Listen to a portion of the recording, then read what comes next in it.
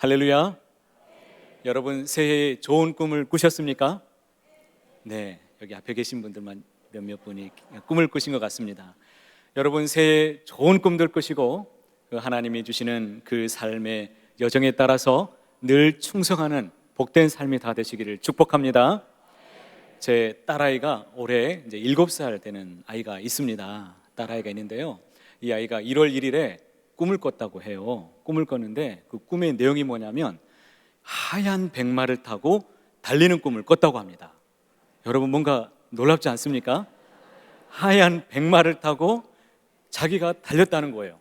너 어디를 뛰었니? 어디를 달려갔냐고 물어보니까 애니메이션에 나오는 스벤이 있는데 이 스벤을 쫓아서 달려갔다는 거예요. 여기서 스벤을 알면 인싸가 되는 겁니다. 스벤이 여기서 무엇일까요? 네, 겨울 왕국에 나오는 술록 있죠? 네, 이제 알겠다고 이제 그러시네요. 술록이 있는데 울라프도 아니고 이 술록을 쫓아갔다는 겁니다. 아무튼 너는 대단한 꿈을 꿨다. 넌 나보다 더 크게 될 사람이야 하고 제가 마음껏 축복을 해주었습니다. 여러분, 우리가 일상 속에서 꿈을 꾸게 되는데요, 이 꿈의 내용이 너무나 이 현실적이어서 여러분들이 그 꿈 때문에 고민해 본 적이 혹시 있으십니까? 네, 오늘 성경에도 보니까 우리와 똑같이 꿈을 꾸고 그 꿈의 내용이 너무나 신비스럽고 현실적이어서 그 꿈 때문에 고민에 빠진 한 사람이 있습니다. 그가 누구일까요? 애굽의 왕 바로였습니다. 바로는 연속해서 2번에 걸쳐서 꿈을 꾸게 됩니다. 첫 번째 꿈이 뭐였냐면 그가 나일 강가에 서 있었습니다. 나일 강가에 서 있는데 이 강 위에 7 암소가 이 살찌고 아름다운 암소 7마리가 올라오는 것이었습니다. 그 이어서 뒤에 흉하고 파리한 7 암소가 함께 올라오더니 이 흉한 소들이 살찐 소들, 이 암소들을 다 잡아먹어 버렸습니다. 이 꿈을 꾸고 깜짝 놀라서 잠에서 잠시 깨었다가 이윽고 다시 잠에 들었습니다. 그리고 2번째 꿈을 연속해서 꾸게 되는데요, 한 줄기가 쭉 올라오더니 그 이삭이 7 이삭이 아주 무성하고 충실한 이삭 7이 자랍니다. 그런데 그 뒤에 이어서 7 이삭이 자라는데 아주 깡마르고 아주 가늘고 마른 동풍에 말라버린 이 이삭 7이 자라는 거예요. 그런데 이 마른 이삭이 충실한 이삭을 다 삼켜버렸습니다. 이 꿈을 아침에 꾸고 나서 깨어서 보니까 꿈의 내용이 너무나 좋지 않았습니다. 그래서 이 꿈을 좀 누군가 해석을 해줬으면 좋겠다. 그래서 전국에서 이 꿈을 해석할 수 있는 유명한 점술가들을 불렀습니다. 그리고 현인들, 지혜자들을 불렀습니다. 그러나 그 어떤 사람도 그 꿈에 대해서 내용을 듣고 해석을 해주는 사람이 단 한 사람도 없었습니다. 이 소식을 들었던 당시에 술 맡은 관원장이 있었는데 그가 히브리 사람 한 사람을 소개합니다. 여러분, 그가 누구입니까? 요셉이었습니다. 요셉은 지금 어디에 있습니까? 요셉은 지금 친위 대장에 지금 감옥에 갇혀 있는 죄수였습니다. 왕 앞에 불려나간 요셉은 바로 왕의 꿈을 듣고 그 자리에서 해몽을 해줍니다. 꿈의 내용이 이렇습니다. 왕이시여, 7년 동안 대풍년이 있을 것입니다. 그런데 그 풍년이 지나고 나면 대흉년이 7년이 올 것인데 그 흉년이 얼마나 극심한지 그 풍년은 다 잊어버릴 것입니다. 그리고 그 흉년이 극심하여서 결국에는 나라가 망하고 말 것입니다 라고 해몽을 해주었습니다. 그런데 꿈만 해몽해 준 것이 아니라 이 위기에 대해서 극복할 수 있는 대안도 상세하게 설명을 해 주었습니다. 그리고 이 설명을 다 들은 이 바로와 그의 신하들은요, 요셉의 이 지혜와 식견에 감탄하지가 않을 수가 없었습니다. 그래서 오늘 말씀해 보니까 38절에 이와 같이 기록되어 있습니다. 우리가 함께 읽어보도록 하겠습니다. 38절, 바로가 그의 신하들에게 이르되 이와 같이 하나님의 영에 감동된 사람을 우리가 어찌 찾을 수 있으리요? 이와 같이 하나님의 영에 감동된 사람을 우리가 어찌 찾을 수 있겠느냐라고 지금 바로와 신하들이 지금 이구동성으로 말하고 있습니다. 바로는 요셉을 가리켜서 그를 하나님의 영에 감동된 사람으로 지금 그를 바라보고 있습니다. 여러분, 그렇다면 하나님의 영에 감동된 사람은 여러분 어떤 사람일까요? 어떤 사람을 가리켜서 하나님의 영에 감동된 사람이라고 성경에서는 우리에게 가르쳐주고 있을까요? 오늘 말씀을 자세하게 한 구절 한 구절씩 살펴보면서 성경에서 말하는 하나님의 영에 감동된 사람들이 오늘 저와 여러분이 될 수 있기를 소망합니다. 그래서 하나님께 붙들려서 올 한 해도 하나님께 귀하게 쓰임받는 우리 모두가 될 수 있기를 간절히 축원합니다. 축원합니다. 여러분, 하나님의 영에 감동된 사람은 그러면 어떤 사람일까요? 첫 번째로 하나님의 이 주인 되심, 하나님의 주권을 인정하고 하나님만을 참 하나님으로 섬기는 사람, 하나님만을 참된 하나님으로 믿는 사람입니다. 여러분, 이것 첫 번째가 굉장히 중요합니다. 말씀도 25절에 이와 같이 기록됩니다. 25절 말씀 같이 함께 읽어보겠습니다. 요셉이 바로에게 아뢰되 바로의 꿈은 하나라. 하나님이 그가 하실 일을 바로에게 보이심이니이다. 바로가 꾼 꿈의 출처가 누구입니까? 하나님이십니다. 바로가 꾼 꿈의 이 출처가 누구에게서부터 나왔냐면 하나님이십니다. 하나님께서 하실 일을 그 꿈을 통해서 누구에게 보여주셨습니까? 하실 일을 바로에게 보여주시기 위해서 꿈을 통해서 보여주셨다라는 말씀입니다. 28절에는 이와 같이 기록합니다. 28절 말씀도 띄워주십시오. 내가 바로에게 이르기를 하나님이 그가 하실 일을 바로에게 보이신다 함이 이것이라. 32절 말씀도 기록합니다. 32절 말씀에 바로께서 꿈을 2번 겹쳐 꾸신 것은 하나님이 이 일을 정하셨습니다. 하나님이 속히 행하시리니. 여러분, 꿈의 주체가 여기서 누구라고 말씀하고 있습니까? 성경에서 하나님이시라고 말씀하고 있습니다. 하나님이 꿈을 보여주시고 하나님이 정하셨다라는 것입니다. 여러분, 이것이 중요합니다. 요셉은 이것을 절대적으로 믿고 있었다라는 사실입니다. 오늘 하나님이 내 삶의 주관자가 되심을 여러분은 믿으십니까? 오늘 하나님이 내 삶의 주인이 되셔서 내 삶을 선한 방향으로, 하나님께서 은혜의 방향으로 오늘도 이끌어 주심을 여러분은 정말로 믿으십니까? 그렇다면 저와 여러분은 하나님께 붙들린 사람들입니다. 이미 하나님께 붙들려서 하나님의 영에 감동된 그런 사람들임에 틀림이 없습니다.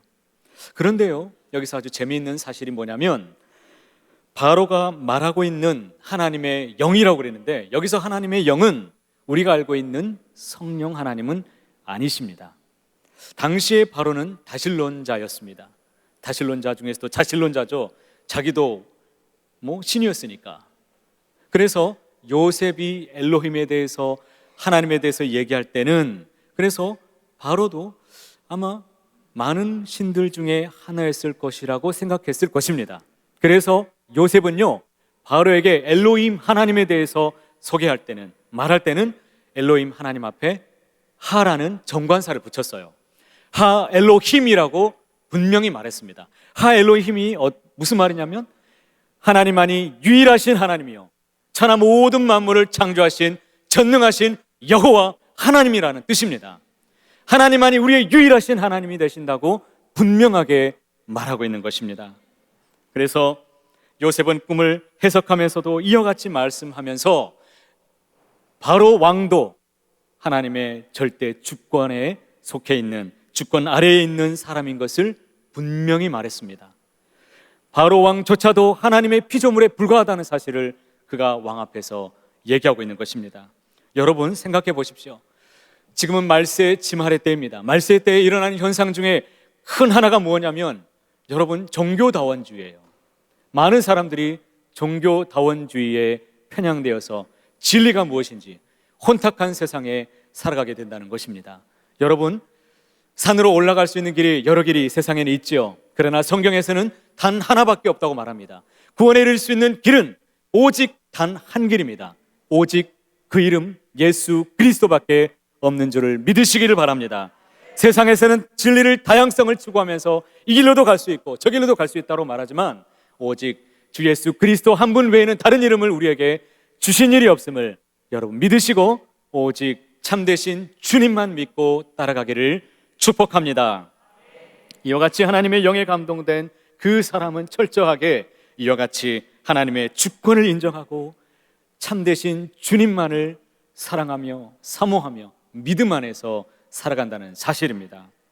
역대상 29장 11절 말씀에 보면요, 얼마나 놀라운 말씀이 있는지 모릅니다. 여러분, 이 말씀도 함께 큰 소리로 함께 읽어보도록 하겠습니다.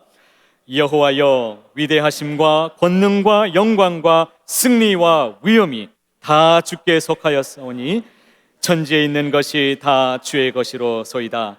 여호와여, 주권도 주께 속하였사오니 주는 높으사 만물의 머리심이니이다. 아멘. 이 말씀을 잠깐만 더 띄워주십시오. 여러분, 이 기도는 다윗의 기도입니다. 다윗이 하나님 아버지의 마음이 합한 사람이었습니다. 다윗은 천하를 호령했던 왕이었음에도 불구하고 그는 자신이 피조물이라고 지금 고백하고 있는 거예요. 그리고 온 천하를 다스리시는 하나님이 온 우주 만물의 주인이 되십니다라고 분명히 알고 있고 그렇게 지금 고백하고 있습니다. 오늘 하나님이 내 삶의 모든 영역에서 우리를 다스려 주시고 나를 인도하시고 하나님의 뜻하신 소원의 방향대로 우리를 이끌어 주시는 분이심을 여러분 믿으실 수 있기를 바랍니다. 뿐만 아니라 온 우주를 창조하시고 다스리시는 그 하나님께서 오늘 우리 이 자리에 오셔서 우리의 예배를 받으시고 찬양을 기뻐 받아 주시는 줄을 믿으시기를 바랍니다. 두 번째로 하나님의 영에 감동된 사람에게 나타나는 두 번째 특징이 있습니다. 그것이 뭐냐면 자신의 업적이 아니라 이 사람은 하나님의 역사를 드러내는 사람입니다. 요셉은 꿈을 해석하면서 철저하게 자신을 드러내지 않습니다. 오히려 하나님의 역사만을, 하나님이 오늘 이렇게 하게 하셨다는 그 증거만을 지금도 소리 높여서 증거하고 있습니다. 그 말씀이 구체적으로 드러날 말씀이 15절과 16절에 있는데요, 이 말씀을 제가 한번 읽어보도록 하겠습니다. 바로가 요셉에게 이르되 내가 한 꿈을 꾸었으나 그것을 해석하는 자가 없더니 들은즉 너는 꿈을 들으면 능히 푼다 하더라. 요셉이 바로에게 대답하여 이르되 내가 아니라 하나님이 바로에게 편안한 대답을 하시리이다. 여러분, 요셉에 대한 소문이 있었습니다.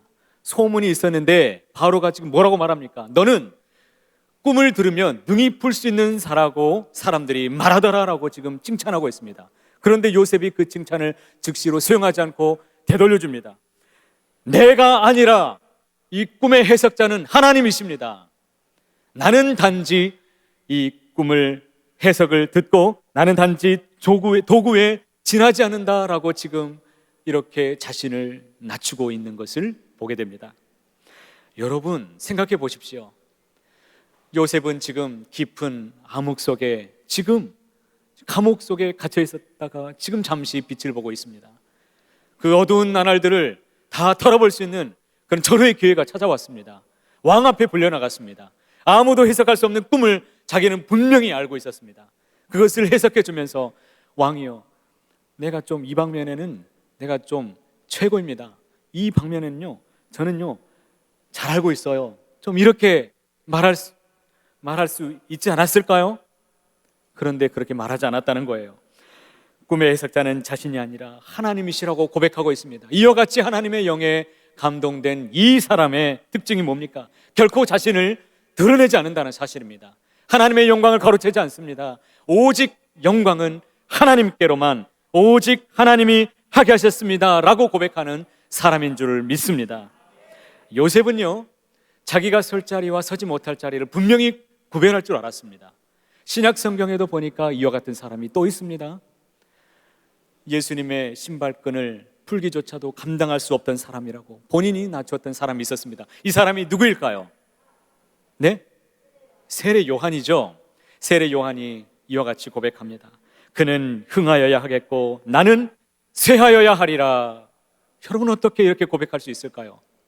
그는 흥하여야겠고 나는 쇠하여야 하리라. 여러분, 믿어지십니까? 어떻게 이렇게 고백할 수 있을까요? 저는 도무지 아직도 저는 이렇게 고백할 수 있는 세례 요한, 요셉에 대해서 저는 아직도 한참을 저는 배워야 될 것 같습니다. 여러분, 겸손은요 단순히 자기 자신을 낮추는 것이 아니에요. 겸손하다고 생각하면 내 자신을 사람들 앞에 좀 넙죽 엎드리고 사람들 앞에 낮추면 겸손이겠지, 성경에서 말하는 겸손은 이게 겸손이 아닙니다. 하나님께서 오늘 나를 도와주셨습니다. 하나님께서 이 자리에 나를 인도해 주셨습니다. 내가 예배 자리에 나왔습니까? 내가 어찌어찌해서 지금 이 자리에 있는 것이 아니라 하나님께서 나를 이 자리에 불러주셨습니다. 하나님께서 나에게 감동을 주시고 예배할 수 있는 힘을 주시고 기도할 수 있도록 붙들어 주셨습니다. 바로 이와 같은 고백이 하나님의 영에 감동된 사람이 하는 고백입니다. 여러분 따라해 보시겠습니까? 주님이 하게 하셨습니다. 다시 한번 크게 한번 고백해 보겠습니다. 하나님이 하게 하셨습니다. 올 한 해 동안에 새해는 여러분 이 말씀을 붙잡고 하나님이 하게 하셨습니다. 주님이 오늘 내 가운데서 일하시고 행하게 하셨습니다. 이런 간증이 여러분 넘쳐나게 되시기를 간절히 축복합니다. 세 번째로 하나님의 영에 감동된 사람들에게 나타나는 큰 특징이 있습니다. 성경에서 보니까 이 사람들은요 하나님께 붙들려 있습니다. 누구에게 붙들려 있습니까? 하나님께 붙들려서 하나님께 묻고 듣고 이야기하면서 평생에 동행하면서 살아가는, 하나님과 인격적인 관계 아래서 살아가는 사람들이라는 것을 오늘 성경에서 말씀해 줍니다. 재미있는 것은요, 요셉이 이 바로의 꿈의 내용을 들었을 때 이 꿈의 내용을 해몽하는데 오랜 시간이 걸렸다는 것입니까? 안 걸렸다는 것입니까? 오랜 시간이 걸리지 않았다는 사실이에요. 즉시로 그 자리에서 꿈의 내용을 해석해 줍니다. 왕이여, 내가 다음 날까지 시간 조금만 주세요, 이렇게 말하지 않았습니다. 꿈의 내용을 해석하는데 시간과 장소가 다른 시간이 필요하지 않았습니다. 즉시로 해몽해 주었습니다. 그것이 무엇을 말합니까? 이 꿈은 하나님께로부터 기인된 것이었고 이 꿈을 통해서 하나님께서 하실 일이 있어서 지금 보여주신 것임을 그는 확신하고 있었습니다. 그래서 이런 능력은 요셉이 늘 하나님과 밀접한 관계에 있었다는 것을 여실히 보여주는 증거가 되는 말씀이 되는 것입니다. 요셉이 어느 날 갑자기 그가 능력이 있어서 이런 꿈을 꾸게 되었다고 지금 말하지 않고 있어요. 하나님과 늘 동행하면서 하나님과 늘 함께하면서 하나님의 마음을 알아버렸습니다.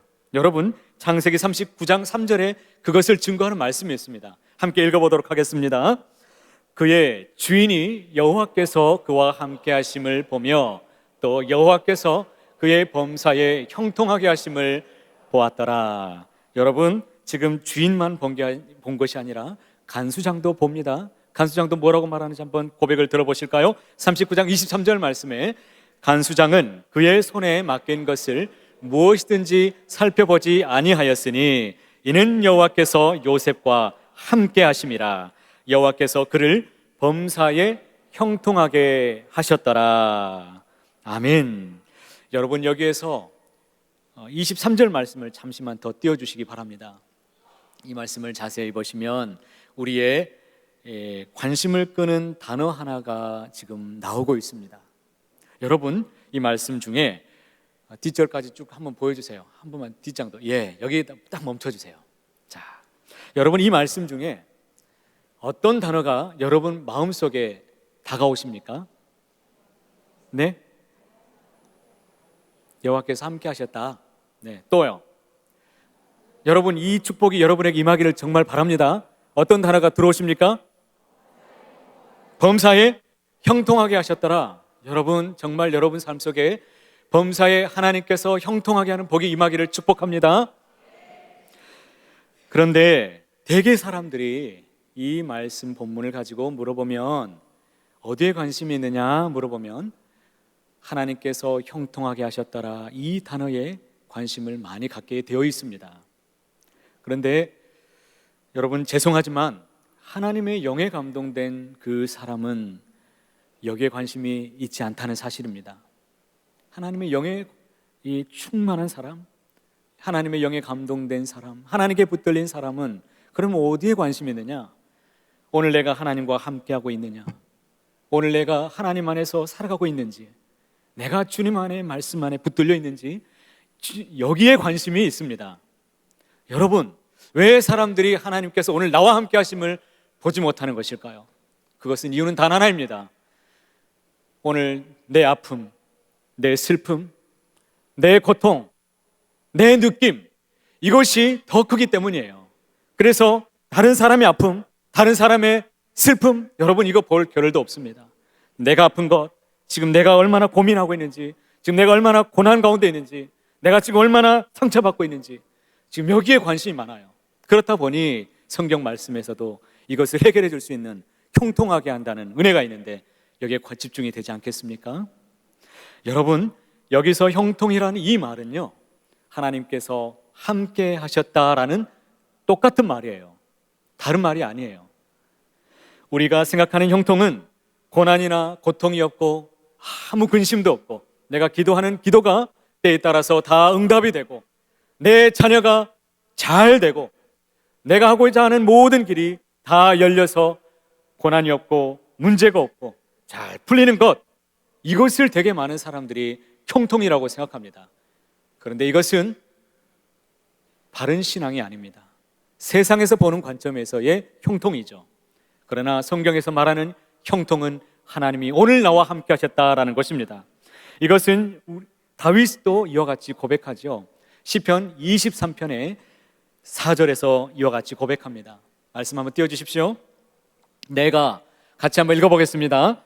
내가 사망의 음침한 골짜기로 다닐지라도 해를 두려워하지 않을 것은 주께서 나와 함께 하심이라. 주의 지팡이와 막대기가 나를 안위하시나이다. 지금 다윗이 고백합니다. 내가 사망의 음침한 이 골짜기로 다닐지라도 해를 두려워하지 않는다라고 고백합니다. 왜요? 하나님이 오늘 지금 나와 함께 하시기 때문에 라고 지금 고백하고 있는 것입니다.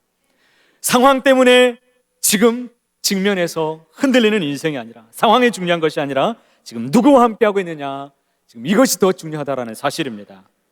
내가 비록 비천에 처할 수도 있고 또 풍부에 처할 수도 있습니다. 아니, 내가 우리 가족 중에 유일하게 내가 신앙생활하고 있는 그런 사람인데 우리 가족 중에 형제들은 다 잘 되고 있습니다. 다 하는 일들마다 다 잘 되는데 나 혼자 예수님 믿고 살아가는데 왜 나만 이렇게 잘 안 되고 하는 일마다 실패하고 다 안 되고 있는지, 여러분 혹시 그런 분들이 이 자리에 혹시 계시지 않습니까?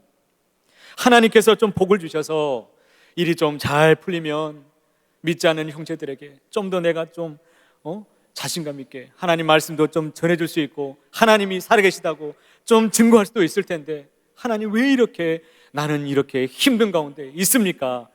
여러분 혹시 그런 분들이 계시지 않습니까? 혹시 그런 분이 있다 할지라도, 어떤 상황에 있다 할지라도 하나님이 그 순간에서도 나와 함께 하심을 내가 체험하고 있고 하나님께서 은혜의 방향으로 나를 이끌고 있다는 사실을 지금도 체험하고 있는 사람이라면 그 사람은 형통한 사람인 줄로 믿으시길 바랍니다. 그 사람이 하나님과 함께 하심을 체험하고 있고 그 상황 속에서도 하나님이 선한 길로, 하나님이 구원의 방향으로 더 좋은 방향으로 이끌고 있음을 여러분 믿으시기를 바랍니다. 그래서 주님의 음성 듣기를 늘 갈망하시고 주님과 늘 동행하시고, 그리고 비가 오나 눈이 오나 상황 때문에 흔들리지 마시고 하나님이 오늘 나와 함께 하심을 눈으로 목격하시고 체험하시면서 그 사랑 안에서 귀한 열매를 많이 맺는 우리 모두가 될 수 있기를 간절히 축원합니다. 사도시대에 이 사도 요한이 마지막 세대에 살았다면 이 사도 요한의 제자가, 사도시대가 막을 내리고 사도 요한의 제자가 폴리갑이라는 사람이 있었습니다. 그 시대는 이제 교부의 시대라고 교회사 가운데서 지명하고 있습니다. 교부의 시대, 교회의 아버지들의 시대라는 것입니다. 그렇게 해서 가르침을 주었던 사람들이 있었습니다. 그 중에 큰 이 샛별과 같은 큰 어른이 있었는데 그가 바로 폴리갑이었는데요. 이 사람이 재판장 앞에 붙들려 갑니다. 그리고 재판장이 말합니다. 네가 이 자리에서 예수님을 부인하면, 욕하고 부인한다면 너를 살려주겠다, 풀어주겠다고 말합니다. 그랬더니 폴리갑이 뭐라고 말한지 아십니까? 내 80평생에 예수님께서 나에게 단 한 번도 섭섭하게 한 일이 없는데 내가 조금 더 살겠다고 어떻게 내가 주님을 부인할 수가 있겠습니까? 저는 절대로 그럴 수 없습니다 라고 그는 그렇게 그렇게 확실하게 얘기했습니다. 여러분, 이 사람이 어떻게 그렇게 당당하게 고백할 수 있습니까? 죽음 앞에서도 어떻게 그렇게 당당할 수가 있을까요? 어떻게 세상 앞에서도 이렇게 당당할 수 있느냐 이겁니다. 그것은 단 하나입니다. 하나님과 단단한 인격적인 관계 아래에서 살아가고 있기 때문에 그런 고백이 나올 수 있는 것입니다. 하나님과의 친밀한 그 관계 안에 살아가고 하나님의 뜻을 알고 그 하나님의 성품 가운데 하나님과 늘 교제하면서 살아가는 그 사람이 세상 앞에서도 여러분 당당해지실 것입니다. 여러분은 늘 하나님과 동행하고 계십니까? 그렇다면 여러분은 참으로 형통한 사람들입니다. 주변에 있는 사람들에게 이렇게 한번 따라해 보시기 바랍니다. 당신은 형통한 사람입니다.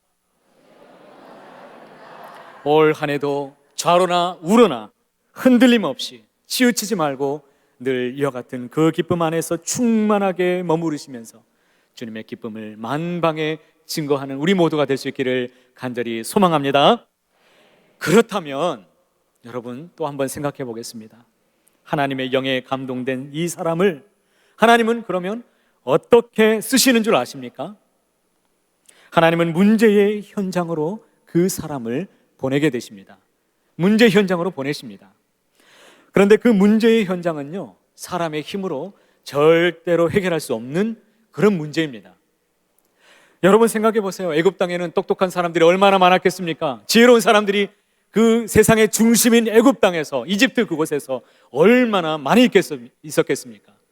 그런데 문제를 해결하지 못했습니다. 당시에 최고의 권력을 가진 자들도 해결할 수 없는 문제를 지금 누가 문제를 야기시켰기 때문입니까? 하나님이 이 문제를 야기시켰기 때문입니다. 왜요? 하나님의 영에 감동된 사람을 쓰시기 위해서 하나님이 문제를 야기시켰다는 사실입니다. 창세기 41장 14절 말씀을 그래서 함께 읽어보도록 하겠습니다. 이에 바로가 사람을 보내어 요셉을 부르매 그들이 급히 그를 옥에서 내놓은지라 요셉이 곧 수염을 깎고 그의 옷을 갈아입고 바로에게 들어가니. 자, 문제의 현장으로 하나님께서 하나님의 영에 감동된 사람을 보내실 뿐 아니라 또 중요합니다.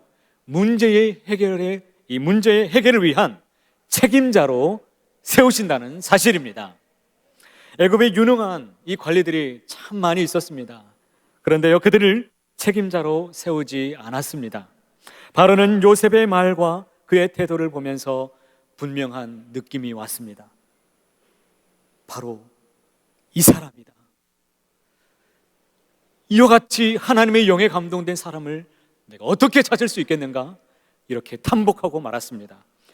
여러분, 요셉은 꿈의 해몽뿐 아니라 이 문제에 해결할 수 있는 해결점까지도 자세하게 일러주지요. 감독관을 세우십시오. 그리고 풍년의 때에 곡식을 5분의 1의 양식을 비축해 두십시오. 그 양식을 비축해 둘 수 있는 큰 창고를 지으십시오. 그리고 그것을 관리하도록 사람을 세우시기 바랍니다. 이렇게 말했을 때에 이 말을 들었던 이 바로가 즉시로 주저함 없이 그를 책임자로 세워버렸다는 사실입니다. 오늘날에도 공무원들이 얼마나 많이 있습니까? 그런데 나란 일을 맡길 만한 이 공무원을 찾기가, 장관을 찾지 못해서 전전긍긍하고 있는 현실이 바로 오늘날 현실입니다. 세상에서는 지금도 하나님의 영에 감동된 사람을 책임자로 세우기 위해서 세상도 찾고 있다는 것을 여러분 꼭 기억하시기를 바랍니다. 그래서 이 말씀을 붙드시고 저와 여러분이 그 한 사람이 될 수 있기를 소망합니다. 우리 여러분의 가정이, 여러분의 자녀가, 우리 교회가 하나님 앞에 붙들려서 이와 같이 세상에서도 귀하게 쓰임받게 되기를 축원합니다. 하나님의 영에 감동된 사람은 여기서 끝이 나지 않습니다. 하나님은 구원의 도구로 그를 사용하신다는 사실입니다. 먼저는 애굽 백성들을 기근에서 구원했습니다. 그리고 그 애굽 땅에 있는 주변의 나라에 굶주려 있는 백성들을 다 구원해냈습니다. 전국적으로 이 일로 인해서 자기를 노예로 팔아버렸던 누구를, 자기 형제들도 구원해내기에 이른 것입니다. 45장 5절 말씀에 이와 같이 기록합니다. 당신들이 나를 이곳에 팔았다고 해서 근심하지 마소서, 한탄하지 마소서. 하나님이 생명을 구원하시려고 나를 당신들보다 먼저 보내셨나이다. 성경에서 하나님의 백성들이 고난을 당할 때 하나님께서 어떤 방법으로 하나님 일하시는 줄 아십니까? 그때마다 하나님의 사람을 세우십니다. 하나님이 구원자로 세우신다는 사실입니다.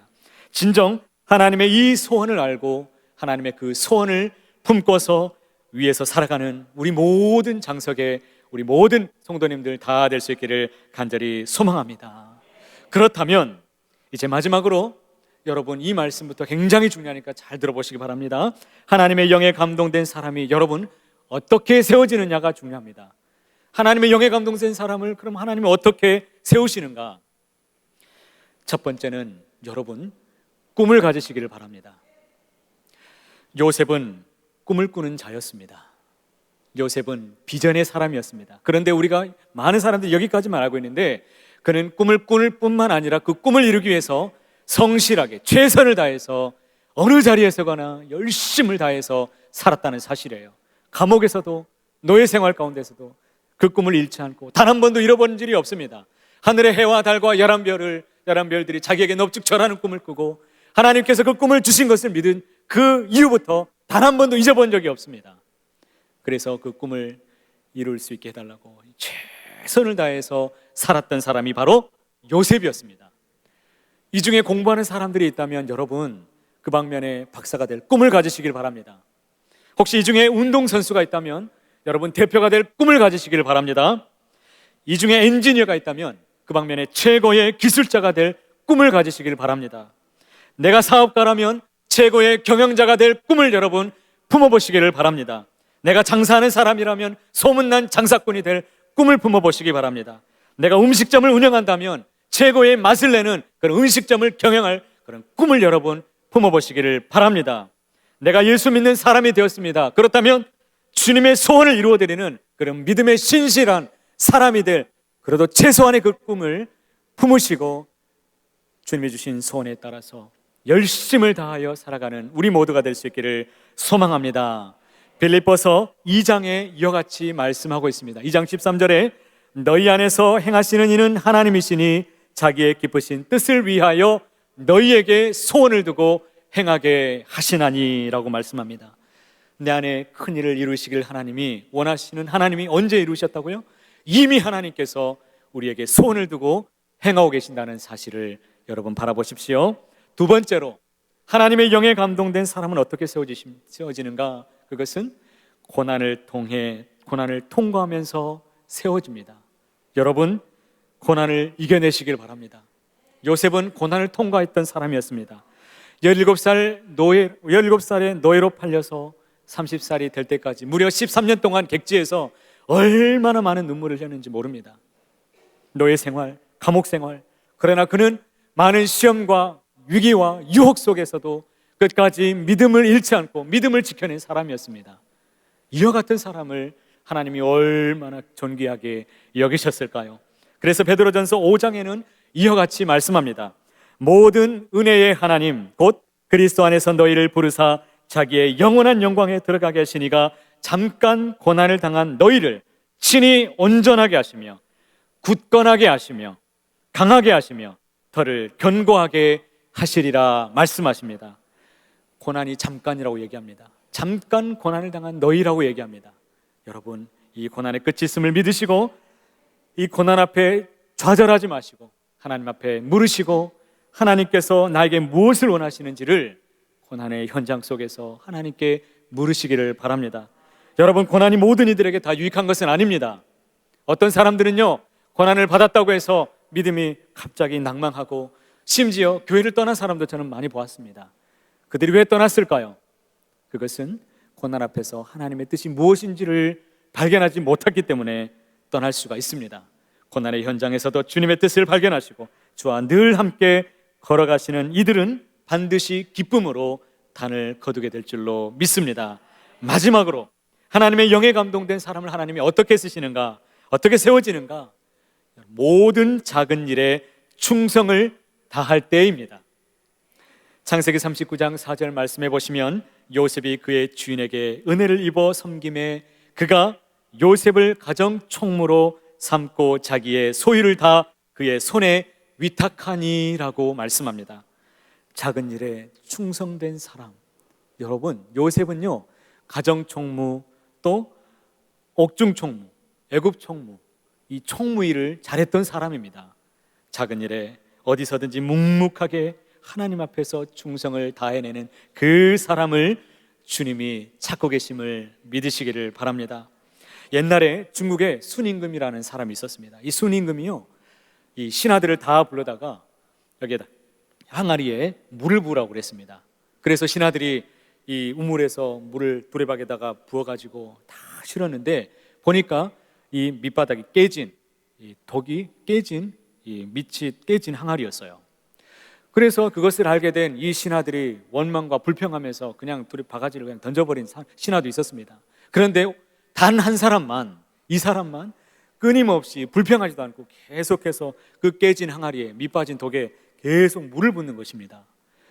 조금씩 우물이 이제 동이 나기 시작하는데 이 두레박에 뭔가 물건이 큰 게 하나 걸렸습니다. 이상해서 그 물건을 한번 봤더니 금덩어리였습니다. 그래서 이것을 가지고 왕에게 가져갔습니다. 왕이 내 말에 충성하는 그 신하에게 주려고 했던 선물이라고 그 사람에게 선물로 줍니다. 여러분, 우리는 의미 없어 보이는 일을 접하게 되면 불평과 불만이 끊임없이 터져나오기 시작합니다. 아무 소득도 없고 결과가 뻔히 보이기 때문이죠. 그러나 그때에도 충성하는 사람들에게는 하나님께서 물질의 은혜와 영적인 은혜, 아니 내가 기대하지 못했던 은혜까지도 하나님이 더해 주시는 줄을 믿으시기를 바랍니다. 여러분, 올 한 해 은혜를 소망하시기 바랍니다. 은혜를 받는 이들이 되시기를 축복합니다. 하나님이 시키시는 일에는 절대로 의미 없는 일이 단 하나도 없다는 것을 꼭 기억하시고 믿음으로만 살아가시기를 축복합니다. 성도라면은 적당주의로 멀리서 관망하지 않고 하나님께 더 가까이 나오시기를 축복합니다. 특별히 중중에 계신 분들에게 꼭 당부하고 싶습니다. 멀리 계시지 마시고 좀 더 가까이, 그리고 우리 뒷줄에 계신 분들도 더 가까이, 한 해는 내가 오늘 앞줄을 좀 더 가까이, 주님 앞에 좀 더 가까이 간다는 심령으로 보좌 앞으로, 은혜의 보좌 앞으로 더 가까이 나오게 되시기를 축복합니다. 기도하겠습니다.